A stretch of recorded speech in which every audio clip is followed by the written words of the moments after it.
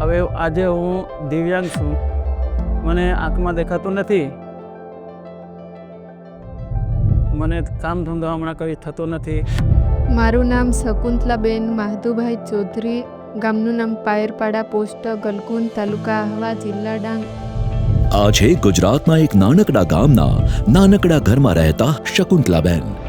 ગુજરાત સરકારની મરઘા પાલન સહાયકારી યોજનાઓ થકી આજે તેમનું અને તેમના પરિવારનું જીવન બદલાઈ ગયું છે. અને માત્ર શકુંતલાબેન જ નહીં, આ યોજનાઓએ એમના જેવા હજારો લોકોનું જીવન બદલી નાખ્યું છે. મરઘા પાલનને પ્રોત્સાહન આપવા ગુજરાત સરકારે 4 યોજનાઓ અમલમાં મૂકી છે, જેમાં પ્રથમ છે 25 RIR પક્ષી એકમ સહાય યોજના, જેમાં અનુસૂચિત જાતિ, અનુસૂચિત જનજાતિ અને આર્થિક રીતે નબળા મહિલા લાભાર્થીને પ્રાધાન્ય આપી લાભાર્થીને 6 દિવસની તાલીમ આપી ₹2000નું સ્ટાઇપેન્ડ આપવામાં આવે છે. અને ત્યારબાદ ₹6000 સહાય પેટે 6 થી 8 અઠવાડિયાના 25 RIR અથવા કડકનાથ પક્ષી અને 70 કિલોગ્રામ મરઘા આહાર આપવામાં આવે છે. બીજી યોજના છે જેમાં પુખ્ત ઉંમરના દિવ્યાંગ લાભાર્થીને 6 દિવસની તાલીમ આપી ₹2000નું સ્ટાઇપેન્ડ આપવામાં આવે છે.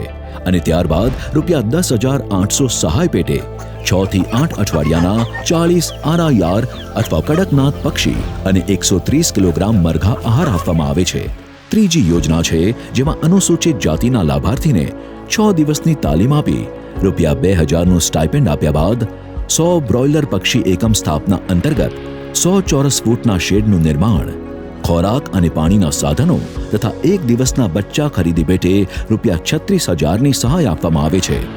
ચોથી યોજના છે જેમાં અનુસૂચિત જનજાતિના લાભાર્થીઓને મરઘા પાલન ક્ષેત્રમાં ઉદ્યોગ સાહસિક બનાવવા 1000 બ્રોઇલર પક્ષી એકમ સ્થાપના અંતર્ગત 1500 ચોરસ ફૂટના શેડનું નિર્માણ, ખોરાક અને પાણીના સાધનો માટે પ્રથમ તબક્કામાં ₹3,55,266 તથા બીજા તબક્કામાં પક્ષીની બેચ માટે પ્રતિ બેચ ₹1,53,306 મુજબ કુલ 3 બેચ માટે ₹4,59,918ની સહાય આપવામાં આવે છે. લાભાર્થીઓને જે પક્ષી એકમ આપ્યા છે એમની એકંદરે એની મુલાકાત પણ લેવામાં આવે છે તથા એમને પક્ષીઓમાં કોઈ રોગ આવ્યો છે કે નહીં એની પણ ચકાસણી કરવામાં આવે છે.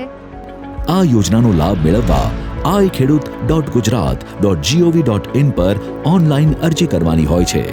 આવો સાથે મળીને આર્થિક અને સામાજિક વિકાસ તરફ હરણફાળ ભરીએ.